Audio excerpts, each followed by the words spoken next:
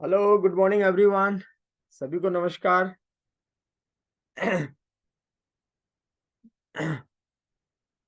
आप लोगों का सभी का स्वागत है इस कायाकल्प बैच 1 सेशन में। दोबारा से हम लोग का आज ये 20वां दिन है जो इंटेंसिव फेज का। तो अभी तक हम लोगों ने जो जो जर्नी किया है, हम लोग लगभग बॉडी के हर चीज के बारे में हम लोगों ने जाना कि किस तरह से हम लोग को कोई भी चीज जो है करना चाहिए, जैसे खाने को लेकर भी। अब हम लोग इंडिविजुअल बॉडी के फंक्शनिंग के बारे में जान रहे हैं। मेटाबॉलिज्म क्या होता है, बॉडी में पानी का क्या रोल है, उसके बाद आपका उसका फंक्शनिंग कैसे होता है, हमारा गट्स गट्स का फंक्शन क्या है, उसके बाद गट और ब्रेन में क्या रिलेशन है, उसके बाद हम लोग खाना खाते हैं तो किस तरह से खाना चाहिए। इसका मतलब ध्यान लगा के खाएं तो उसका एनर्जी आपको मतलब उससे एनर्जी ज्यादा मिलता है। ये सब तमाम तरह की चीजें हैं जो हम लोगों ने जाना अलग अलग सेशन में। तो आज थोड़ा सा कंपाइल्ड वे में सारी चीज को एक साथ जिसको हम लोग रिकैप बोल सकते हैं, तो उसमें सारी चीजों के बारे में आप जानेंगे। तो उससे आपका एक काइंड ऑफ सारा रिवीजन हो जाएगा और आप एक साथ चीजों को आप बारीकी से जान सकते हैं। उसके बाद हमारा जो यूट्यूब लिंक है, चैनल है, उस पे आप इस सब चीजों को दोबारा से बार बार से देखते रहें। उससे आपका इंफॉर्मेशन बढ़ेगा और आप आने वाले दिनों के लिए हम लोग सारे जो हैं अपने शरीर को उसी हिसाब से ढल सकते हैं। इसका मतलब हम लोग ढल भी लिए हैं। हम लोग एक तरह से सारा हैबिट में आ गया है। सुबह 6 बजे उठना, 6:25 में कनेक्ट होना, शरीर के लिए आधा घंटा निकालना, एक्सरसाइज करना, सारी चीजें, और उसी के बीच में हम लोग खान पीन का भी ध्यान रखना है। चलिए सेशन को कंटिन्यू करते हुए मैं इनवाइट करूंगा मिस्टर चंदन जी को। वो आपका स्टार्ट करेंगे session. Okay, thank you. Good morning everyone. कैसे हैं आप लोग? और आज हम लोग का हर 10th डे में हम लोग 9 डे का रिपीट हम लोग करते हैं, आप लोगों को पता ही है। तो आज 20वां दिन है इंटेंसिव फेज का। तो जैसे एक सर ने कहा, कंपाइल हुए में हम लोग पुराना जितना भी रिकैप्चुलेशन है वो सबको हम लोग थोड़ा जानेंगे। ठीक है। और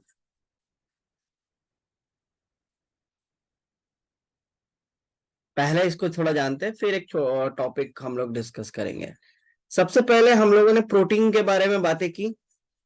प्रोटीन कैसे इंपॉर्टेंट बिल्डिंग ब्लॉक्स है, उसमें हम लोग प्रोटीन लेवरेज हाइपोथेसिस के बारे में बातें की कि शरीर ऐसा है कि सिर्फ और सिर्फ प्रोटीन की तलाश में रहता है और खाते रहता है जब तक उसको प्रोटीन नहीं मिलता अपने पर्याप्त मात्रा तक।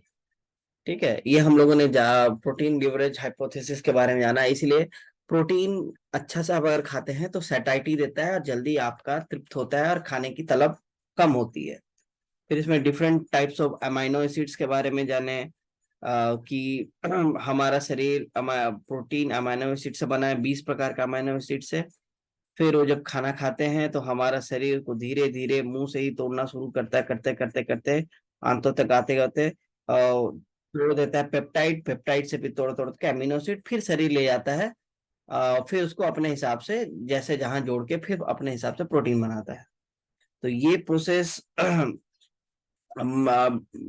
मेटाबॉलिज्म में जो यूज हो रहा है, इसे बॉडी बिल्डिंग में कितना ज्यादा यूज होता है और इस वजह से क्या होता है, प्रोटीन आपको कितना ज्यादा मतलब इम्पोर्टेंट रोल प्ले करता है उसको हम लोगों ने जाना।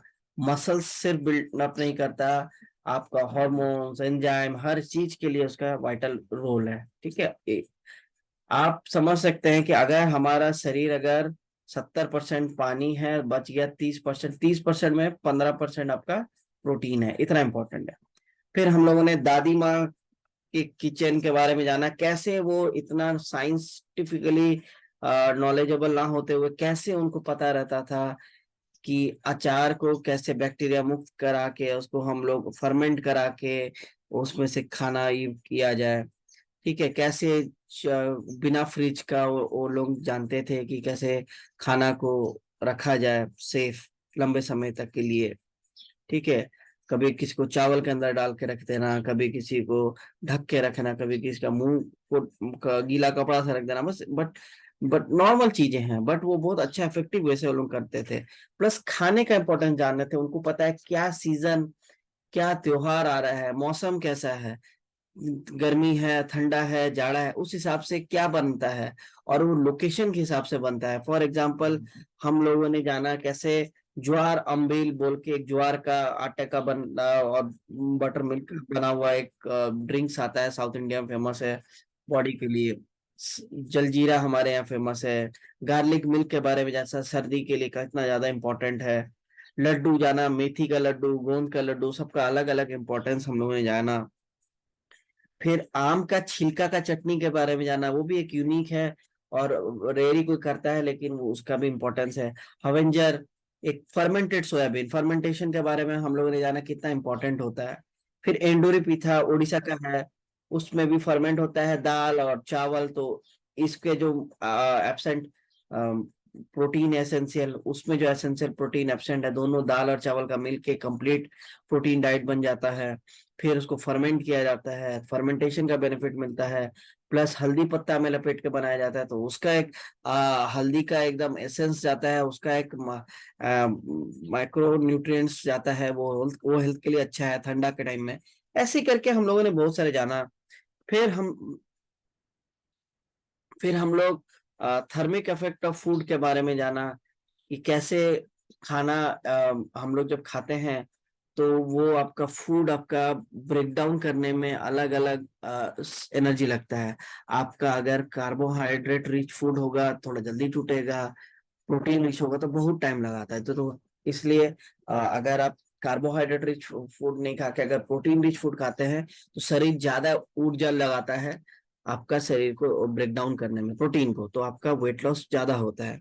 प्लस हम लोगों ने कहा अगर आप एक्सरसाइज करते हैं तो आपका बॉडी में से ग्लूकोज और ग्लाइकोजन इस आपका मसल से लीवर से सब कम होने लगता है। तो इस वजह से क्या होता है, शरीर हड़बड़ी में जाता है, दौड़ के इसको जल्दी तोड़ने का कोशिश करता है, तो ज्यादा एनर्जी लगाता है, तो थर्मिक इफेक्ट ऑफ फूड आपका बढ़ जाता है। राइट। फिर हम लोगों ने मेटाबॉलिज्म के बारे में जाना, कैसे हम लोग जो खाना खाते हैं तो हमारा शरीर कैसे कैसे उसको तोड़ता है। ठीक है। और उसमें आप हम लोगों ने जाना कि अ, हम लोग एक नया metabolism carbohydrate insulin model of obesity के बारे में जाना। तो उसमें हम लोगों ने जाना कि कैसे क्या होता है, रिफाइंड कार्ब्स हम लोग लेते हैं तो शरीर में ब्लड ग्लूकोज अचानक से बढ़ जाता है। तो ब्लड ग्लूकोज ज्यादा बढ़ने के लिए वो तो उसको कंट्रोल करने के लिए इंसुलिन का भी बाढ़ आ जाता है। तो इंसुलिन क्या करता है, सारा को लेके आपका जो ग्लाइकोजन में कन्वर्ट करता है, फिर और जो एक्स्ट्रा बच जाता है उस सबको फैट्स के रूप में लीवर में और बाकी एडिपोस टिश्यूज में स्टोर करने लगता है। ठीक है। तो फिर ब्लड ग्लूकोज गिर जाता है क्योंकि इंसुलिन का बाढ़ आया हुआ रहता है। तो शरीर को समझ नहीं आता है कि अरे खाना तो खाए तो कहाँ खत्म हो गया, फिर खाता है फिर खाता है। इसलिए रिफाइंड कार्बोहाइड्रेट्स चाहे वो मैदा हो या चीनी हो, ये सब खाने से शरीर में ब्लड ग्लूकोज स्पाइक करता है और तुरंत गायब हो जाता है। तो हमें बार बार भूख लगते रहता है, तो ये एक मोटापा का कारण है। हम लोगों ने जाना इसलिए क्वालिटी ऑफ कार्बोहाइड्रेट्स इंपॉर्टेंट है। फिर हम लोगों ने जाना कि पानी, पानी का कितना सिग्निफिकेंस है। पानी में हम लोग 2% भी अगर पानी का लॉस होता है तब प्यास लगता है, तो यानी प्यास लग रहा है यानी 2% वाटर लॉस हो चुका है। आपको प्यास लगना नहीं, उससे पहले ही पानी पीना है। आपका चिड़चिड़ापन, फटीग, ड्राई माउथ होने लगता है और यूरिन का कलर चेंज होने लगता है अगर आप प्रोलोंग करने लगे। ठीक है। फिर हम लोगों ने जाना कि कितना इंपॉर्टेंट है पानी आई को मॉइस्चराइज करने के लिए, न्यूट्रिशन एब्जॉर्प्शन के लिए, बॉडी रेगुलेट करने, जॉइंट को ल्यूब्रिकेट करने के लिए, हॉर्मोन्स के लिए, वेस्ट प्रोडक्शन के लिए, बहुत सारा हम लोग ट्रांसपोर्टिंग प्रॉपर्टी है। तो इतना चीज हम लोगों ने जाना। फिर उसमें हम लोगों ने जाना कि अच्छा वाटर सोर्स क्या है। एक तो सबसे अच्छा वाटर सोर्स तो पानी खुद है। फिर हम लोग इन्फ्यूज्ड फ्रूट्स के साथ ले सकते हैं, स्किम्ड मिल्क के साथ ले सकते हैं, बटर मिल्क, कोकोनट वाटर, ये सब जाने। बुरा में क्या जाने कि शुगर लेडन वाला जितना ड्रिंक है, चाहे फ्रूट जूस हो चाहे एनर्जी ड्रिंक हो, ठीक है, ये सब बहुत बुरा चीज रहता है। फिर हम लोगों ने बीएमआर के बारे में जाना। बीएमआर बेसल मेटाबॉलिक रेट, हम लोग जानते हैं 70% ऑफ हमारा शरीर का कैलोरीज आउट होता है बीएमआर के थ्रू। ठीक है। तो बीएमआर के थ्रू जाना, बीएमआर क्या है, हम कुछ भी नहीं कर रहे, सोए हुए लेटे हुए हैं, तो हमारा शरीर का दिल धड़क रहा है, ब्रेन चल रहा है, ब्लड ट्रांसपोर्ट, उसमें जो एनर्जी लगता है बीएमआर है। तो वो अगर हम लोग मसल्स को बढ़ाते हैं तो हमारा बीएमआर बढ़ता है, तो शरीर ज्यादा मेहनत करता है, ठीक है, तो कैलोरीज आउट ज्यादा है, तो मसल्स बढ़ाना है तो हम लोग को फिजिकल एक्सरसाइज करना पड़ रहा है। फिजिकल एक्सरसाइज भले ही 10% हमारा कैलोरीज आउट में मदद करता है, लेकिन वो अल्टीमेटली बीएमआर बढ़ा देता है, तो बीएमआर बढ़ा देता है तो हमारा कैलोरीज आउट जो 70% जो आउट हो रहा है उसके ऊपर असर पड़ता है। तो ये काफी अच्छा से हम लोगों ने जाना। हम लोग फिर इसमें बीएमआर में भी जाने की हम लोग जो वेट लॉस करते हैं तो शरीर को पसंद नहीं आता है, तो शरीर को पसंद है तो भूख वाला जो ग्रेलिन हार्मोन है वो सीक्रेट ज्यादा होता है, और फिर जो बाकी जो इंसुलिन हो वो कम हो जाता है, लेप्टिन भूख को जो मतलब तृप्त कराता है वो कम निकलता है, तो आदमी भूखा होना शुरू होता है, और हमारा बॉडी में स्ट्रेस पड़ता है, और हम लोग और ज्यादा जो लॉस किए थे वही खाने को फिर खाने के लिए तड़पते हैं। इसलिए एक समय के बाद हमारा बॉडी वेट लॉस नहीं करता है कुछ दिन के लिए, लेकिन हम लोग को वही मौका हम लोग को मेंटेन रखना है कि हम लोग उसके बाद भी हम लोग वेट लॉस का जर्नी में रहें। जो आप लोग में से कुछ शायद ही अभी फील करना शुरू कर देंगे, नहीं किए हैं तो, या फिर कर रहे होंगे, तो यहीं पे हमें ध्यान रखना है कि हमारा शरीर अभी छटपटाएगा वो खाने को लेके, उल्टा पुल्टा ज्यादा खाएगा, ठीक है, जितना लॉस आप कर चुके हैं उसको ये करने के लिए बीमार में फिजिकल एक्टिविटी, ज्यादा प्रोटीन खाना, खड़ा रहना, स्पाइसी फूड खाना, ये सब हम लोगों ने जाना।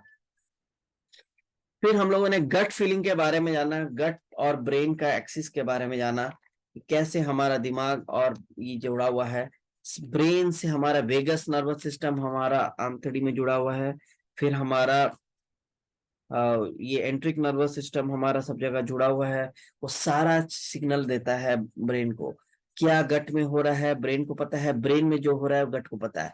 इसलिए आप परेशान है, दुखी है, टेंशन में है, तो आपका पेट वैसे असर करता है, आपका पेट अच्छा है तो ब्रेन अच्छा असर करता है, गट आपका अच्छा रहता है तो न्यूरो ट्रांसमीटर जैसे सेरोटोनिन रिलीज होता है। सेरोटोनिन ब्रेन में भी रिलीज होता है, लेकिन 90% से 95% आपका पेट में रिलीज होता है, इसलिए पेट अच्छा नहीं रहता है तो आपको मूड भी अच्छा नहीं रहता है। फिर हम लोगों ने जाना क्या क्या फैक्टर्स उसको, फूड का कितना अच्छा रिलेशनशिप है, ठीक है, जिस तरह हम लोग का मूड देख के फूड चेंज होता है, फूड देख के मूड चेंज होता है, सब आपस में रिलेटेड होता है। डाइट, स्लीप, एक्सरसाइज, ये सब आपस में एकदम बहुत अच्छा से रिलेटेड रहते हैं। हम लोग को उस चीज के ऊपर ध्यान देना चाहिए, स्ट्रेस को कम रखना चाहिए, ठीक है। फिर हम लोग प्राइमरी इंडेसिस के बारे में जाना, वेट मैनेजमेंट के बारे में, कैसे हमारा बीएमआई कंप्लीट पिक्चर नहीं देता है, ठीक है, वो बताता नहीं फैट टू वेट रेशियो, माने मसल्स रेशियो कितना है, ठीक है, आपका बीएमआई के हिसाब से आपका वेट लॉस हो रहा होगा, आप बहुत खुश हो रहे हो, वेट लॉस हो रहा है, लेकिन वो तो फैट की वजह से भी हो सकता है और मसल्स के वजह से भी हो सकता है, लेकिन मसल्स में थोड़ा भी घटा तो आपको ज्यादा वेट लॉस दिखेगा, मसल्स में फैट के लिए ज्यादा घटाना पड़ेगा, लेकिन मसल्स वाला आपको नुकसान पहुंचा रहा है, आपको फैट वाला फायदा पहुंचाएगा, वो पता नहीं चलता बीएमआई में। वेस्ट टू हिप रेशियो वाला में हम लोगों ने जाना कि वो आपको बता दे रहा है आपका फैट कहाँ जमा ज्यादा हो रहा है, तो बता रहा है ज्यादा रिस्की है कि कम रिस्की है, ये बता रहा है। एप्पल सेप्ट जाने हम लोग मेल के लिए होता है, पियर सेप्ट यूजुअली फीमेल के लिए होता है, उसके बारे में जाना। फिर विसरल फैट कहाँ जमा हो रहा है, ऑर्गन्स का अराउंड ज्यादा खतरनाक कैसा है। फिर बीएमआर कैलकुलेट करने का हम लोगों ने एक फॉर्मूला जाना, ठीक है।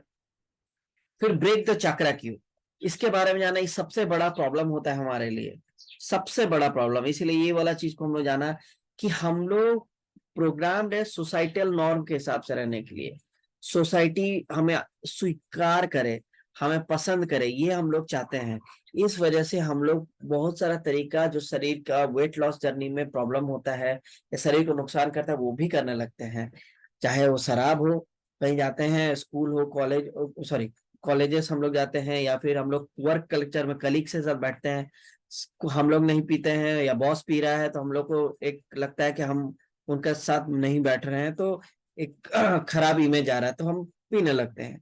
या फिर हम लोग पॉपकॉर्न खाते हैं, मूवीज में जाते हैं, तो जस्ट इमेजिन कीजिए पॉपकॉर्न का मूवी से क्या लेना देना, लेकिन ये बना हुआ है तो सब कर रहा है तो हम भी करेंगे। तो आप बोलेंगे अरे पॉपकॉर्न तो बहुत हेल्दी चीज है, इसमें बुराई क्या है, ना तेल है, मसाला है, ना कुछ है। लेकिन आप जस्ट इमेजिन कि पोर्शन कंट्रोल हो रहा है क्या? आप 3 घंटा मूवी के लिए 3 घंटा तक आप खा रहे हैं कंटिन्यूअस, या 1.5 घंटा मूवी के लिए 1.5 घंटा लगे खा रहे हैं, तो एक बड़ा बकेट ले लेते हैं और चढ़ते रहते हैं, तो पोर्शन कंट्रोल नहीं हो रहा है, तो बहुत ज्यादा कार्ब्स आ जा रहा है। फिर भले ही वो हेल्दी है, अनहेल्दी हो जाता है ड्यू टू पोर्शन कंट्रोल। दूसरा, आप मूवीज देख के खा रहे हैं, आप क्या खा रहे हैं, कलर क्या है, उसका स्मेल क्या है, वो सब आपको उतना पता नहीं चल रहा है कंपेयर अगर आप ध्यान से खाते हैं, यानी माइंडफुल ईटिंग भी नहीं हो रहा है। तो ब्रेन अप्रोप्रिएटली हमारा गट को, हमारा हॉर्मोन्स को उस हिसाब से तैयार भी नहीं करता है। ठीक है। फिर हम लोग को जाना है कि हम लोग को बहुत प्रेशराइज भी होता है कि आप अरे खा लो, या शादी है, अरे एक मिठाई में कुछ नहीं होता। वो सबको कैसे तोड़ना है बिना हम लोग उस आदमी को ऑफेंड फील कराए। ठीक है। हम लोग जब ट्रैवलिंग करते हैं उसमें दिक्कत होता है, तो हम लोग सत्तू या मूंग चना ये सब ट्रैवल नहीं लेके नहीं चलते आजकल, पहले के जमाने के लोग चलते थे। आजकल तो खाना मिल जाता है, कहीं भी जाते हैं रेस्टोरेंट है, तो और हम लोग को उस जोन में खाना पसंद नहीं आता, तो हम लोग तेल मसाला पिज्जा बर्गर जैसा फैट फूड और जंक फूड हम लोग खाना शुरू करते हैं। ये सब को हम लोगों ने तोड़ने, कैसे तोड़ना है इसके बारे में बात की। तो ये सब था हमारा अ, पूरा हमारा 20 दिन का ये हमारा रिकैप। अब हम लोग इसको हम लोग एक और एक जानकारी लेते हैं नया न्यूट्रिशन के बारे में। ठीक है। ये तो हमारा रिकैप्चुलेशन हो गया पुराना सब चीज, और जिसका कहीं छूट गया है तो आपको और जानकारी चाहिए तो आपको यूट्यूब में अवेलेबल है और इसको आप देख सकते हैं, लिंक आपके साथ शेयर कर दिया गया है। अब आते हैं माइक्रो न्यूट्रिएंट्स के बारे में जानते हैं। हम लोगों ने मैक्रो न्यूट्रिएंट्स के बारे में जाना। मैक्रो न्यूट्रिएंट्स जैसे आप सब जानते हैं जो बहुतायत में जरूरत है, माइक्रो न्यूट्रिएंट्स मतलब जो कम जरूरत पड़ता है, क्वांटिटी इसका कम है। ठीक है। मैक्रो न्यूट्रिएंट्स आप एक चीज ऑब्जर्व किए होंगे, सारे मैक्रो न्यूट्रिएंट चाहे प्रोटीन हो, फैट्स हो और कार्बोहाइड्रेट्स हो, ये सारे एनर्जी भी किसी ना किसी तरीके से प्रोड्यूस करते हैं। हम लोगों ने जाना कि कार्बोहाइड्रेट्स कभी बॉडी में सबसे शरीर का फेवरेट है कार्बोहाइड्रेट्स, चाहे ग्लूकोज के फॉर्म, जिसको हम लोग ग्लूकोज के फॉर्म में लेते हैं, आता है। लेकिन उसके बाद फैट्स और आपका प्रोटीन भी उतना ही काम देता है। अगर मान लीजिए कमी हो गया तो ग्लूकोनियोजेनेसिस या लाइपोजेनेसिस, ये सब के वजह से हम लोगों ने देखा कि कैसे कैसे ग्लूकोनियोजेनेसिस कन्वर्ट हो जाता है, फैट्स और प्रोटीन आपका वापस ग्लूकोज में कन्वर्ट हो जाता है, हमारा शरीर यूज कर पाए। फिर हम लोगों ने उसके बारे में बहुत सारे डिटेल जाना, लेकिन सबका अलग अलग फंक्शन भी है। लेकिन जो माइक्रो न्यूट्रिएंट्स है उसका एनर्जी प्रोडक्शन में कोई काम नहीं, लेकिन कम जरूरत पड़ता है, लेकिन उतना ही इंपॉर्टेंट है। फॉर एग्जाम्पल अगर आप पालक पनीर बना रहे हैं तो पालक बहुत जरूरत पड़ रहा है, पनीर बहुत जरूरत पड़ता है। ठीक है। लेकिन मसाले उसमें एकदम कम पड़ता है, नमक एकदम कम पड़ता है, बट वो क्या इंपॉर्टेंट नहीं है, वो उतना ही इंपॉर्टेंट है। तो यहाँ ये माइक्रो न्यूट्रिएंट्स का रोल है। माइक्रो न्यूट्रिएंट्स आपका यूजुअली जो सब हम लोग जानते हैं वो ऑर्गेनिक बेस्ड हो सकता है, इनऑर्गेनिक बेस्ड हो सकता है। ऑर्गेनिक मतलब हमारा शरीर जिससे बना है, सारा हमारा क्या, जितने भी जीवित जीव है, चाहे पेड़ पौधे हो, कीड़ा मकोड़ा हो, या जानवर हो, कोई भी चिड़िया हो, वो जो भी चीज बना है उसमें एक एलिमेंट जो होता है वो सबसे इंपॉर्टेंट है, वो कार्बन। कार्बन बेस्ड होता है, एक नॉन कार्बन बेस्ड होता है। तो कार्बन बेस्ड जो होता है उसको वाइटामिन बोलते हैं। ठीक है। वो केमिकल स्ट्रक्चर है, कार्बन रहेगा उसमें, वो हो गया आपका विटामिन। और उसके बाद non chemical, non carbon based, non organic based जो रहेगा, चाहे कैल्शियम हो, आपका मैग्नीशियम हो, मैंगनीज हो, ये सब आपका मिनरल्स हो गया। दोनों का अलग अलग फॉर्मेशन इंपॉर्टेंस है, अलग अलग इसका काम है मेनली। अब हम लोग जो वाइटामिन्स और आपका इसका काम आता है मिनरल्स की बातें कर रहे हैं, जो माइक्रो न्यूट्रिएंट, इसका आप एक चार्ट देख सकते हैं। ठीक है। ये चार्ट देखिए, भारत का एक सर्वे किया गया था, उसमें देखा गया कितना न्यूट्रिशन का कमी है। देखिए हम लोग जैसे बहुत सारे लोग, स्पेशली लोगों को लगता है गांव देहात का खाना अच्छा है तो न्यूट्रिशन का कमी नहीं, कुछ नहीं। बट आप प्रैक्टिकली देखिए ना, बहुत सारे सरकारी स्कूल गांव में आयरन टैबलेट्स दिया जाता है, कैल्शियम टैबलेट दिया जाता है। क्यों? गांव वाले लोग आपको हेल्दी, ठीक है, आप फाइबर के पॉइंट ऑफ व्यू से कि गैस उस नहीं होता है, ये पॉइंट से अच्छा है। लेकिन आप देखिए झुर्रियाँ और ये सब कुछ ज्यादा ही आते हैं, क्योंकि उनको प्रोटीन का कमी रहता है। फिर आप देखेंगे, ये तो माइक्रो न्यूट्रिएंट्स है, माइक्रो न्यूट्रिएंट्स का फिर आप देखिएगा एक चार्ट है, ये बताता है कि कितना सारा प्रॉब्लम है।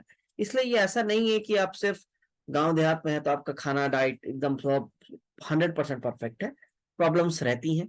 ये चार्ट आपको दिखा रहे हैं, देखिए आयरन डेफिशिएंसी कितना सारा जगह में है इसको आप अगर देखें तुलनात्मक करें तो 50% है।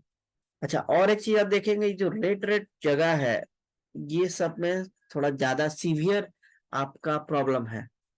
कलर जितना लाइट हो रहा है उतना बेटर है, ठीक है। यहाँ पे देखिएगा बिहार, झारखंड, बंगाल, यूपी, ये सब बीमारी राज्य और ये सब कमजोर, मतलब थोड़ा गरीब ज्यादा रहता है। इस सब जगह में बेल्ट में ज्यादा प्रॉब्लम आता है, बिकॉज ऑफ हेल्थ कंडीशन। हम लोग को डाइट एक्सेस कम रहता है, मॉनेटरी प्रॉब्लम, तो डाइट में वेरिएशन नहीं रहता है। और आदमी क्या पेट भरने के लिए खाता है ना हेल्दी रहने के लिए। तो पेट भरना यानी कार्बोहाइड्रेट्स बेस्ड हम लोग ज्यादा खाना खाते हैं, ठीक है, जिससे हमारा शरीर को ऐसा ये लगे।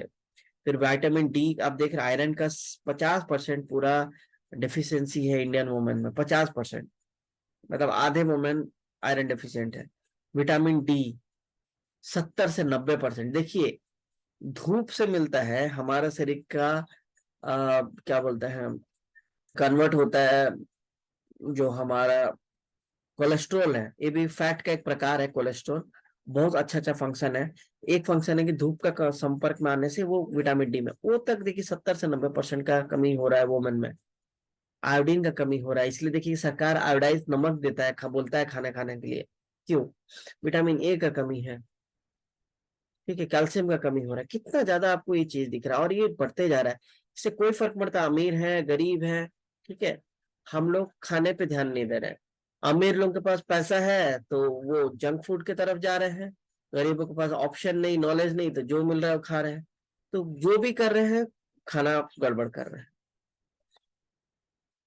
तो अब देखिए, हम आपको एक चीज बता रहे हैं, हमारा शरीर में हम लोगों ने जाना बहुत सारे चीजों में, जैसे एंजाइम्स होते हैं। एंजाइम्स का काम बहुत सारा रहता है, मेटाबॉलिक रिएक्शन को करवाना, अंदर का मतलब शरीर को तैयार कराना, एक पर्टिकुलर प्रोटीन हो या इसको मेटाबोलाइज कराना, मतलब उसको इस्तेमाल करवाना, ठीक है। लेकिन वो जानेगा कैसे, किसको लेके जाना है, इसको लेके जाना है। तो चाला ताला चाबी का एक मैकेनिज्म समझ लीजिए, ठीक है। मतलब एक गाड़ी है, एंजाइम एक तरह का गाड़ी है, उसमें कौन बैठेगा और कहाँ जाएगा ये पता नहीं रहता उसको। तो उसमें मान लीजिए एक पर्टिकुलर ताला चाबी का मैकेनिज्म है, उस गाड़ी का दरवाजा इस तरह डिजाइन है कि एक पर्टिकुलर आदमी जिसको जाना है उसको बोलते हैं सब्सट्रैक्ट, वो आके बैठेगा। और जो ड्राइवर है उसको पता है कहाँ लेके जाना है, कैसे लेके जाना है, वो होता है कोएंजाइम। और कोएंजाइम क्या होता है, उसको बैठेगा, फिट करेगा, परफेक्टली लेके जाएगा, उसको रिएक्शन में हेल्प कराएगा, उसको हर चीज में हेल्प कराएगा। और कोएंजाइम बहुत बार हमारा विटामिन्स में मदद करता है, विटामिन्स उसको कोएंजाइम बनता है। जैसे कि आ, ये हम लोग इस पर पहले और एक बात कर लेते हैं, एक को फैक्टर्स भी होता है। यहाँ पे विटामिन्स नहीं आके हमारा यहाँ पे मिनरल्स आता है, ठीक है। कोफैक्टर को एंजाइम्स, दोनों एंजाइम को जरूरत होता है एक पर्टिकुलर एक्टिविटी कराने के लिए। कोफैक्टर जो होता है वो हमारा इनऑर्गेनिक होता है, यानी कि हमारा मिनरल्स होता है। को एंजाइम्स, कोफैक्टर क्या होता है, थोड़ा परमानेंटली बाइंड कर सकते हैं, रिवर्सिबली बाइंड कर सकते हैं। कोएंजाइम हमेशा इनऑर्गेनिक होता है, मतलब कार्बन बेस्ड होता है, तो यूजुअली आपका विटामिन होता है। और ये लूजली बाउंड होता है, और ये क्या करता है, मल्टीपल रिएक्शन में मदद करता है। तो यहाँ पे आप देख सकते हैं को एंजाइम और को फैक्टर ऐसे लगते हैं शरीर में, जैसे आप देख रहे गड्ढा जैसे ट्रायंगल जैसा बना हुआ है। तो एंजाइम में भी वैसे एक जगह बना, इसमें आके कोएंजाइम फिट हो गया, ठीक है, बाइंड कर दिया, एंजाइम को एक्टिवेट कर दिया और रेडी कर दिया। फिर जो सबस्ट्रेक्ट है जिसको रिएक्शन करवाना, उसको लेके वो काम पे ले गया, ठीक है। तो ऐसे करके इसका एक बहुत ही इंपॉर्टेंट रोल होता है, तो इसको हम लोग इग्नोर कर देते हैं।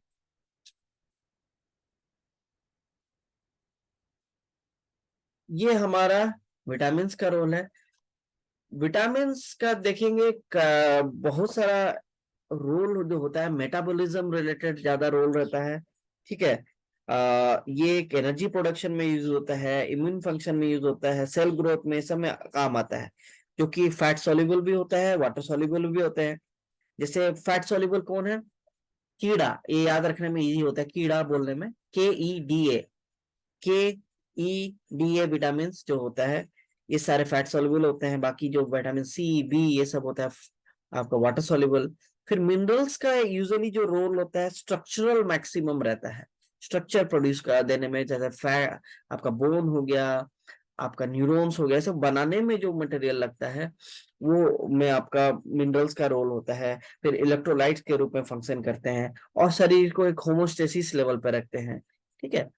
अब थोड़ा सा इसका मेटाबॉलिज्म रिलेटेड अगर हम लोग देखें, आ, दोनों मिनरल्स का भी और विटामिन का, तो ये हम लोग देखें कि ये जैसे विटामिन बी है, ये हमारा एनर्जी प्रोडक्शन में काफी ज्यादा मदद करता है, ठीक है। ये विटामिन B1 है आपका ग्लूकोज मेटाबॉलिज्म में, B2 आपका कार्बोहाइड्रेट एंड फैट मेटाबॉलिज्म में, ठीक है।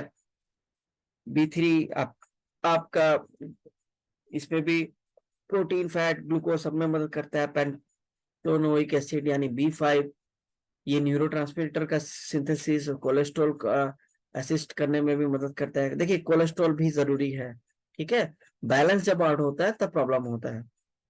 बायोटीन, ये इसके बारे में तो हम लोग जाने हैं कि अमीनो सिंथेसिस में काफी ज्यादा मदद करता है। तो हमारा स्किन, हेयर, नेल का जब इशू आता है तो विटामिन B7 यानी बायोटीन का काफी ज्यादा इंपॉर्टेंस आता है। फोलेट, ये आपका B9 है, ये अमीनो एसिड का सिंथेसाइज, RNA, DNA और रेड ब्लड का सिंथेसाइज में मदद करता है। ये जब प्रेग्नेंट वुमेन रहते हैं उन सबको काफी ज्यादा काम देता है, ठीक है। फिर मिनरल्स के बारे में हम जान सकते हैं, आयोडीन जो थायराइड हार्मोन्स का सिंथेसिस में मदद करता है, मेटाबॉलिज्म का। मैंगनीज आपका carbohydrate, cholesterol metabolism, bone formation में मदद करता है।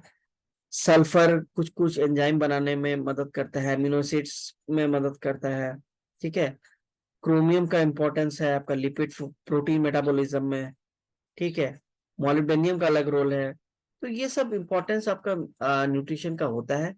आप जितना जगह देखिए, और एक चीज है कि न्यूट्रिशन लॉस होता है, स्पेशली अगर हम लोग कुछ कुछ चीजें हम लोग गलत कर लेते हैं।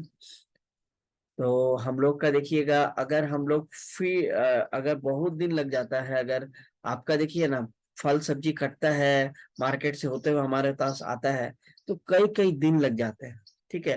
कोल्ड स्टोरेज पर इग्नोर करके हम बात करें, एकदम ताजा भी ले रहे हैं, तो ग्रीन बीज मंगा रहे 10 से 15 दिन लग जाता है, ब्रोकली कॉलीफ्लावर 6 से 16 दिन लग जाते हैं। तो उसमें देखिएगा 45% का बीन्स में लॉस हो जाता है, न्यूट्रिशन का लॉस, ठीक है। फिर 25% का गोभी ये सब में लॉस हो जाता है, गाजर में 10% का लॉस हो गया। तो हम लोग को इतना लॉस होने के बाद फूड आता है, उसके बाद हम लोग को खाना पड़ता है। तो हम लोग कोशिश करें कि जितना जल्दी वो फूड खाए, उसको खाने को रखे नहीं ताकि सड़ना शुरू करे। पका हुआ फूड अच्छा है, लेकिन बहुत ज्यादा पक गया मतलब आपका जो विटामिन, मिनरल्स, जो न्यूट्रिशन है वो बहुत ज्यादा, उसको क्या बोलते हैं कि बदल दिया, खाने का तासीर बदल दिया है और वो टूट गया, ब्रेक डाउन हो गया है। पानी से कम धोया करें। जैसे हम लोगों ने जाना कुछ विटामिन मिनरल्स होते हैं, लॉस हो जाता है, वाटर सॉल्युबल होता है, इसलिए कम से कम पानी का यूज करें। पहले धो लें फिर काटें, काट के धोने से उसमें ज्यादा विटामिन का लॉस होता है। और जब खाना बना रहो तभी काटें, ये नहीं रात को बनाना है खाना अभी से हम काट उठ के रेडी करके रख दिए, कोई फायदा नहीं है। बहुत सारे छिलके जिसको आप खा सकते हैं, अब नारियल नहीं, ठीक है, जो सब खा सकते हैं, चाहे गाजर हो या सब हो, एप्पल हो, सबको खाइए, फेंकिए नहीं, ठीक है। कुक फूड क्विकली, और विथ अवे फ्रॉम वाटर, जितना कम से कम पानी में खाना बनाए, इसके लिए हम लोगों ने एक बर्तन के बारे में जाना, उसमें कम से कम पानी में कितना जबरदस्त खाना बनता है। और खाने को कोशिश करें स्टोर ना करें, क्योंकि न्यूट्रिशन वैल्यू ड्रास्टिकली गिर जाता है। तो आप खा रहे हैं बस एम्प्टी कैलोरीज, का कोई फायदा नहीं है। तो ये सब हम लोगों ने जो बातें की, इसका कई रिसर्च के द्वारा प्रमाणित है, आप ये देख सकते हैं। ये हमारा टाइम का कमी हो रहा है, तो इसलिए हम ज्यादा आपको डिटेल्स में नहीं बोलेंगे। कितना एविडेंस आपको सजेस्ट किया है कि हाई कैल्शियम और डाइटरी प्रोडक्ट, डेयरी प्रोडक्ट लेने से लोअर बॉडी वेट्स, आपका पर्टिकुलर फैट लेवल कम होता है। कुछ स्टडीज आपको सजेस्ट किए हैं आयरन जिंक लेने से इन्फ्लेमेटरी स्टेटस आपका वेट लॉस में काफी यंग वोमेन में कम पाया गया है। और आपका हायर प्रोटीन कंटेंट लेने से और बेनिफिट पाया गया। ये सब आप देख सकते हैं, इसको थोड़ा रीड कर लीजिएगा। ठीक है। तो आज का जो हमारा एक्टिविटी ऑफ द डे होगा, आप दिन एक सप्ताह तक, आज से एक और ऑलमोस्ट एक सप्ताह हमारा जर्नी चलेगा। इस जर्नी में आप क्या क्या फ्रूट्स एंड वेजिटेबल कंज्यूम करेंगे, उसका अभी से लिस्ट बनाइए। ये बनाने से होगा क्या कि आपका दिमाग में रहेगा हमको ये भी खाना है वो भी खाना है। तो आपका ब्रेन प्रोग्राम रहेगा, जब भी आप सब्जी मार्केट जाएंगे तो आप अलग अलग फल सब्जी की तरफ आपका ध्यान जाएगा। वही जो खाते आ रहे हैं गोभी या गाजर, उसी के ऊपर फोकस नहीं होगा। मैक्सिमम आदमी विविधताओं में विश्वास नहीं करता है। तो आप डिफरेंट कलर्स पे हम लोग बातें की कितना इंपॉर्टेंस है, वैसे कलर्स को फोकस करते हुए अलग अलग फल और सब्जी के ऊपर ध्यान दीजिए। तो समय ज्यादा हो गया है, थैंक यू। अब हम लोग बढ़ते हैं हमारे डाइटिशियन की तरफ, Mrs Rajni Rajesh. Thank you. Good morning, Chandan ji, and good morning, everyone. Thank you, Chandan ji. I hope my image is clear. Yeah, clear है video. Okay, आज मैं शेयर करूंगी एक ऐसी रेसिपी जो हमने जाना कि हम अपने किचन गार्डन में किस तरह से यूज का इस्तेमाल करते हुए हम अपने हेल्थ डाइट को हेल्दी बना सकते हैं। इसी प्रोसेस को फॉलो करते हुए मैं आज शेयर करना चाहूंगी कि किस तरह से हम अपने किचन के स्पाइसेस को, किचन गार्डन के स्पाइसेस को यूज करते हुए कुछ एक टेस्टी और न्यूट्रिशियस सा बना सकते हैं। तो मैं आपके साथ शेयर करना चाहूंगी चिकपी सैलेड की रेसिपी। चिकपी यानी जो सफेद चना या काबुली चना जिसे हम कहते हैं, वो काफी न्यूट्रिशियस होता है, वेरी रिच इन प्रोटीन। और उसे हम कुछ वेजिटेबल्स एंड कुछ स्पाइसेस डाल के, फ्रेश स्पाइसेस डाल के उससे बहुत ही चटपटा एक सैलेड की रेसिपी बना सकते हैं। तो इसके लिए सबसे पहले हम लोग लेंगे 2 कप्स ऑफ बॉइल्ड चिकपीस। उसे हल्का सा स्टीम कर लेना है कुछ घंटे सोक करने के बाद। फिर चेरी टोमेटोज जो छोटे साइज के रेड टोमेटोज होते हैं, हम अपने किचन गार्डन में बना सकते हैं। उनको हमें हाफ या स्मॉल पीसेस में चॉप कर लेना है। क्यूकम्बर अपने किचन गार्डन से हम ले सकते हैं, एक क्यूकम्बर फ्रेशली चॉप लेना है। एक छोटा अनियन लेना है जिसे हम बहुत फाइनली चॉप कर लेते हैं। कुछ मिंट लीव्स जो पुदीना के पत्ते, और कुछ जो कोरिएंडर लीव्स धनिया के पत्ते होते हैं, उनको हमें फाइनली चॉप कर लेना है। Half a teaspoon of olive oil, lemon juice और salt and pepper according to our test.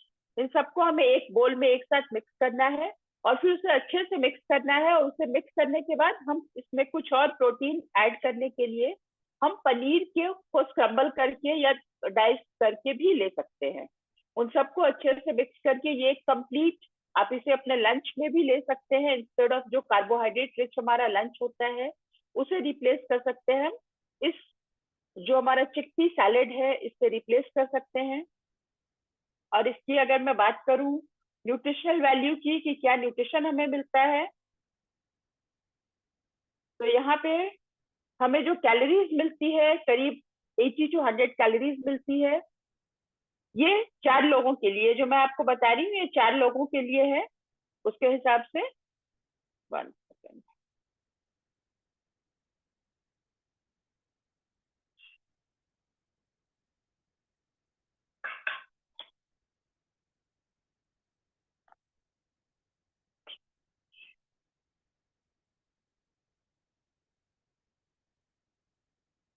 या इसकी जो कैलोरीज है 280 कैलोरीज है। प्रोटीन हमें 10 ग्राम मिलता है। अगर हम पनीर ऐड करते हैं तो प्रोटीन की मात्रा और बढ़ जाती है।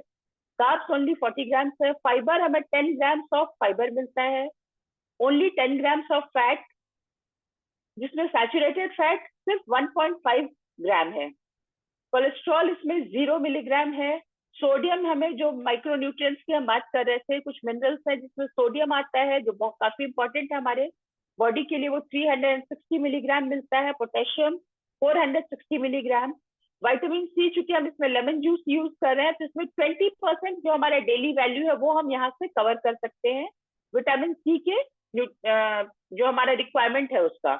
आयरन हमें 15% जितना मिलना चाहिए उससे मिल जाता, जितना चाहिए पर डे 15% आयरन हमें इस सैलेड से मिल जाता है। हमें ये ध्यान रखना है कि इसमें अगर हम फैट कंटेंट और हटाना चाहते हैं तो हम ऑलिव ऑयल को भी रिड्यूस कर सकते हैं और अपने नीड के हिसाब से, अपने टेस्ट के हिसाब से हम इसे थोड़ा सा ऑल्टर कर सकते हैं। इसमें मिंट लीव्स और जो पुदीना और धनिया के पत्ते हम ऐड कर रहे हैं उससे भी हमें काफी फ्रेश फीलिंग आती है, तो इसे हम एवरीडे अपनी डाइट में, ऑल्टरनेट डे अपने जो डाइट चार्ट है उसमें ऐड कर सकते हैं, और इसको लेते हुए हम अपने हेल्थ डाइट को, जो हेल्दी वेट प्रोग्राम है उसे हम आगे जारी रख सकते हैं। और इस प्रोग्राम को जारी रखने के लिए मैं इनवाइट करना चाहूंगी हमारी जो हेल्थ इंस्ट्रक्टर हैं Mrs Anju Mehta for the exercise session. Over to Mrs Anju. Thank you. Thank you ma'am. Good morning everyone. चलिए सीधे से खड़े हो जाते हैं और खड़े होके सबसे पहले अपने सिर से टैप करके स्टार्ट करते हैं।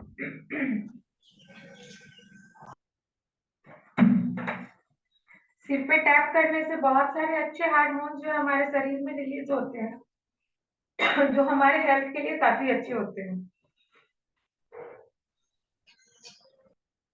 फिर अपने फोरहेड पे टैप करेंगे। फोरहेड पे टैप करने से जिनको हेडेक या माइग्रेन है वो उनका दूर हो जाएगा। फिर अपने चेक्स पे करते हैं। चेक्स पे हल्का हल्का प्रेस करने से फेस का ग्लो बढ़ा रहेगा और फेस में भी ब्लड सर्कुलेशन बिल्कुल सही हो जाएगा।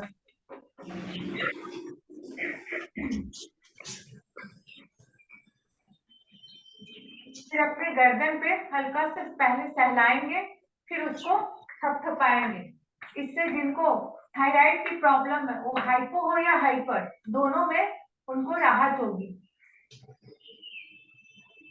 फिर दोनों हाथ कांख में करने से बहुत सारे आजकल आम बात हो गई थायराइड प्रॉब्लम हो ही जाता है, तो कुछ एज के बाद मैंने 30 के बाद जिनको बहुत ज्यादा थायराइड बढ़ा रहता है ना, तो इस जगह छोटा छोटा गांठ बन जाता है, या उनका ब्रेस्ट से भी कभी कभी कुछ चिपचिपा निकलने लगता है, तो उन सब के लिए ये अपने कांख में थोड़ा सा प्रेस हमेशा करते रहे, इससे वो गांठ जो बनेगा वो बिल्कुल खत्म हो जाएगा। ये प्रॉब्लम सिर्फ लेडीज में ही नहीं बल्कि जेंट्स में भी हो जाता है कुछ एज के बाद, हार्मोनल चेंजिंग के कारण। फिर दोनों हाथ से अपने कंधे पे करेंगे और अपने जांघ पे। कंधे पे करने से जिनको सर्वाइकल प्रॉब्लम होती है वो दूर हो जाएगी, और जांघ पे करने से ब्लड सर्कुलेशन बिल्कुल पैर में अच्छे से होगा, और प्लस जिनका पैर में सूजन रहती है वो दूर हो जाएगा। दोनों हाथ को आगे से लॉक करेंगे, सिर के ऊपर हाथ, और फिर ऊपर जाएंगे, लंबा होंगे, अपने टो पे खड़ा होना है थोड़ा देर के लिए। इस प्रक्रिया को कम से कम 1 मिनट तो जरूर करना चाहिए।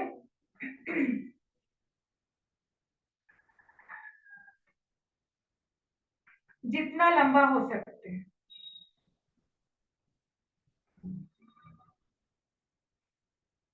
फिर इसी पोजीशन में साइड से करेंगे। बॉडी खींचना चाहिए दोनों साइड से।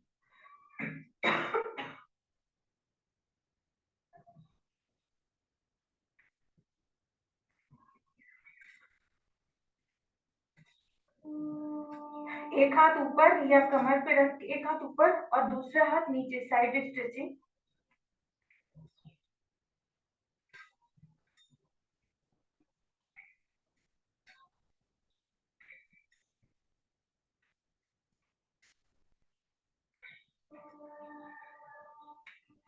हाथ पीछे से अपने कमर पे सपोर्ट, इस तरह से, और पीछे झुकेंगे।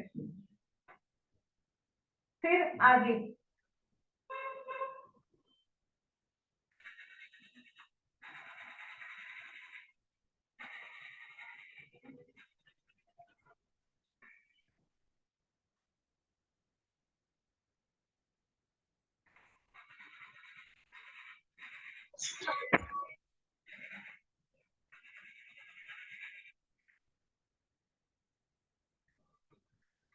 कमर को अपने जान के इतना, या थोड़ा ज्यादा खोल सकते हैं तो उतना भी चलेगा।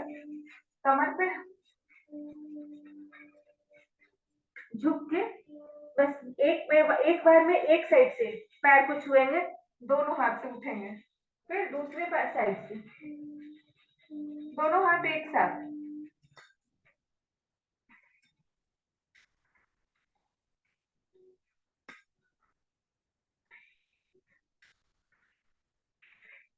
इस तरह से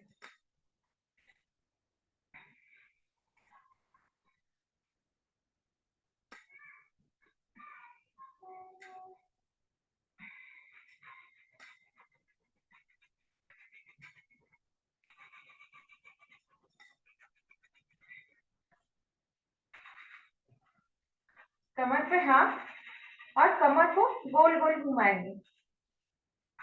1 2 3 4 5 6 7 8 9 10 opposite। 1 2 3 4 5 6 7 8 9 10।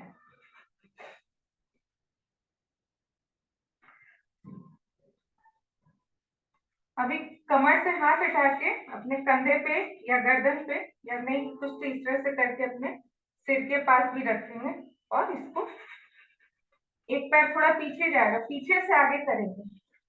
इससे हमारा पेट पे थोड़ा सा प्रेशर पड़ेगा। 1 2 3 4 5 6 7 8 9 10। Leg change। 1 2 3 4 5 6 7 8 9 10। अभी दोनों पैर एक साथ क्रॉस करते हैं। 1 2 3 4 5 6 7 8 9 10 11 12 13 14 15 16 17 18 19 20।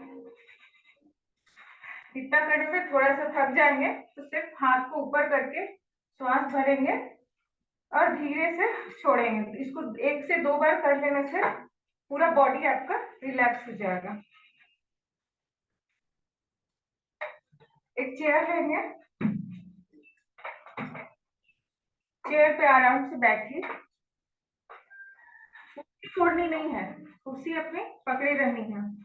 अभी कुर्सी के लिए सभी बहुत मार करते हो, नेता हो या नेता, तो लगे रहना है इसके साथ। दोनों पैर एक साथ उठेगा और हाथ भी हमारा ऊपर जाएगा इस तरह से, है ना। 1 2 3 4 5 6 7 8 9 10। 9 बनते हैं ना, बहुत लोग सो के नहीं कर पाएंगे, 9 बन पाएंगे। दोनों पैर को इस तरह से ऊपर उठा के होल्ड करने का कोशिश करेंगे। इस तरह से जितना देर भी सहारा लेना है तो सहारा लीजिए, बस सिर्फ पैर हमारा ऊपर उठा रहेगा थोड़ा देर के लिए। कोशिश करेंगे जितना ऊपर उठा सकते हैं, उसे हमारा नाभि के पास हल्का प्रेशर पड़ेगा। अभी दोनों पैर को एक इस तरह से 1 2 3 4 5 6 7 8 9 10। इसमें हमारे थाई पे थोड़ा सा हल्का सा प्रेशर पड़ता है।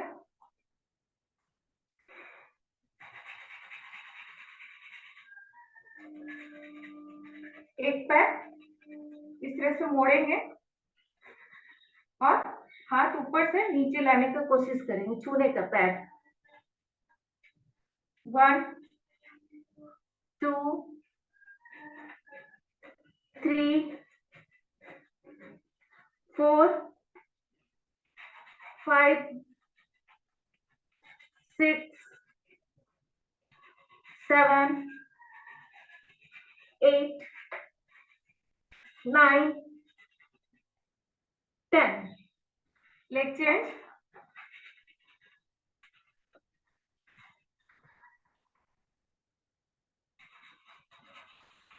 1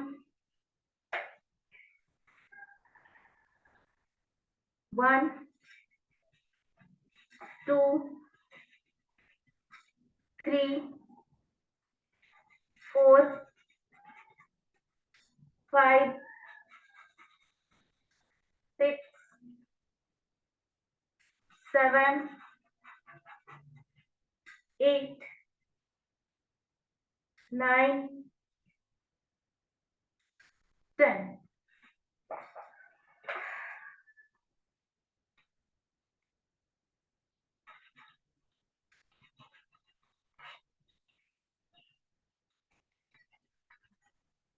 हाथ ऊपर, दोनों हाथ और पैर भी आगे, और फिर पूरा से झुक के अपने दोनों हाथ के पंजे और पैर के पंजे एक साथ होना चाहिए। जितना देर झुक सकते हैं झुक के सिर को सामने की ओर देखेंगे।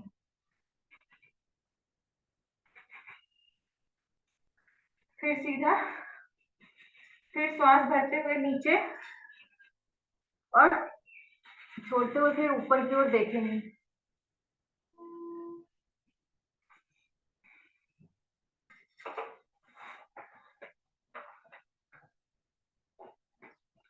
पैर की एड़ी को ऊपर की ओर पुश करना है इस तरह से। 1 2 3 4 5 6। पंजे आपके आगे ही टिके रहेंगे, वो नहीं उठेंगे, सिर्फ एड़ी, एड़ी से ऊपर करना। इससे ब्लड का प्रेशर फ्लो ऊपर की ओर जाएगा, जिससे ब्लड सर्कुलेशन बिल्कुल सही होगा। जिनको बहुत ज्यादा प्रेशर हाई रहता है वो कंट्रोल होगा।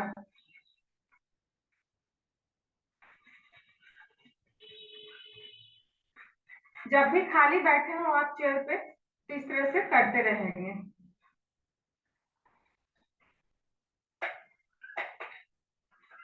दोनों पैर थोड़ा सा नीचे जमीन से उठ जाएगा, कमर बिल्कुल सीधा स्ट्रेट अपने चेयर पे लगा लीजिए और पैर को अपनी ओर करेंगे, पैर की उंगली को फिर नीचे, अप एंड डाउन। जिन लोगों को घुटने में प्रॉब्लम रहता है या पैर में दर्द रहता है वो इसको रेगुलर करें।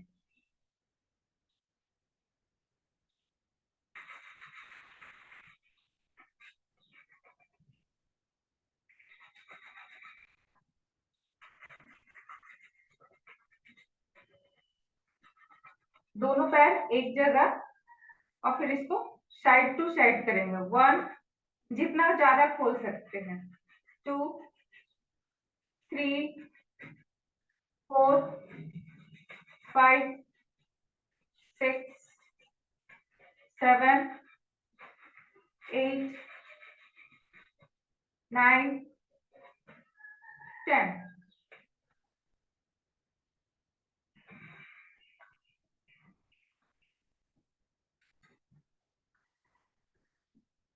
इसी को अपने कंधे पे हाथ और सिंपल इस तरह से पैर को टच करेंगे, इस तरह से एकदम पैर उठा के कीजिए या इसी तरह बिना उठाए टच करेंगे।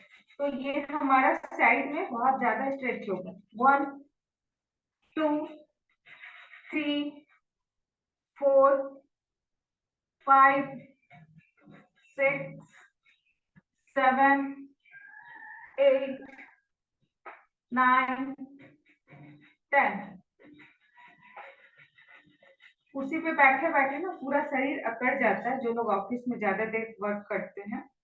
तो पीछे से इस तरह से बिल्कुल बॉडी को थोड़ा सा पीछे की ओर झुकाएंगे, चेयर का सहारा लेके जितना हो सके।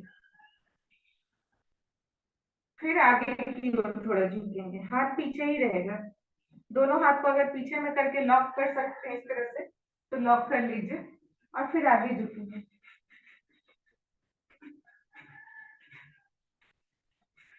फिर पीछे पीछे एक कर्व जैसा बनना चाहिए।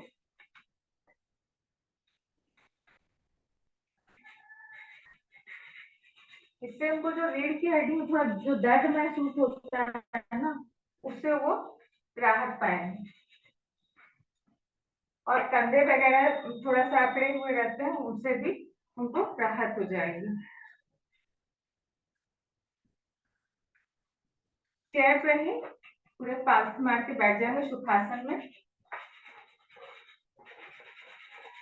दोनों हाथ की मुट्ठी को बिल्कुल कस के बंद करेंगे और खोलेंगे, जितना हो सके ताकत लगा के।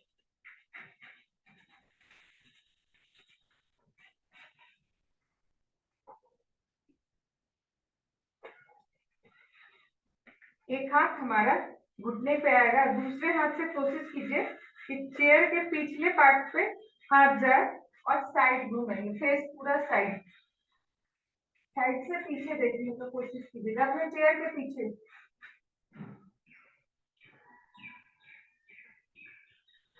सुखासन में अगर चेयर पे नहीं बैठ पा रहे हैं तो पैर लटका के भी इसको कर सकते हैं।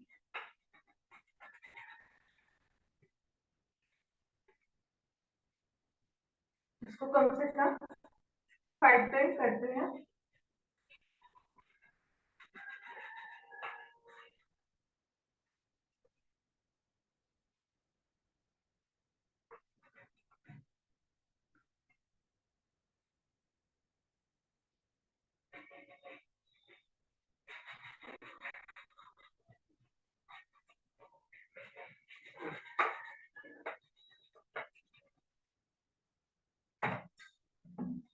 चेयर हटा के अपने मैट पे आ जाएंगे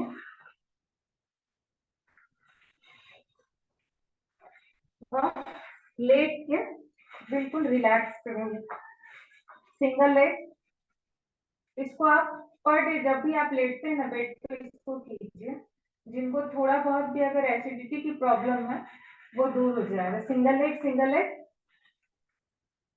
फिर डबल लेग।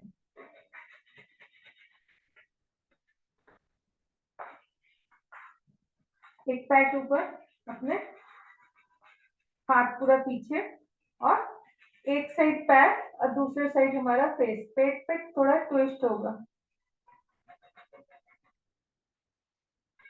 पूरा शरीर का अकड़न उनका खत्म हो जाएगा। जब भी आप बेड पे जाएं तो इसको जरूर कर ले। इससे आपकी दिन भर की सारी थकान जो है वो खत्म हो जाएगी।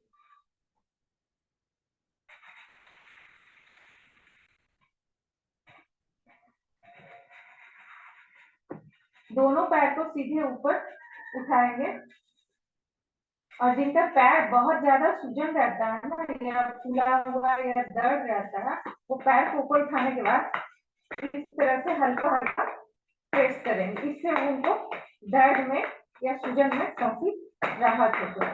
बारी बारी से दोनों पैर को, और पैर को फिर से ऊपर नीचे कर लेंगे।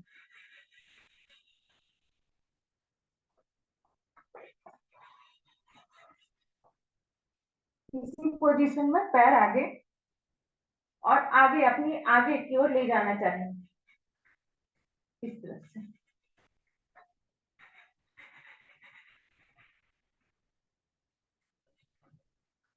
दोनों हाथ को अंदर से करके अपने पैर की एड़ी को पकड़ेंगे और साइड टू साइड बहुत अच्छे से रिलैक्स हो जाए।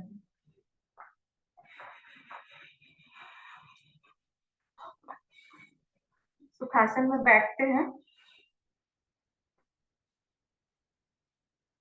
दोनों हाथों को रब करेंगे और अपने आंखों को हिट करना है।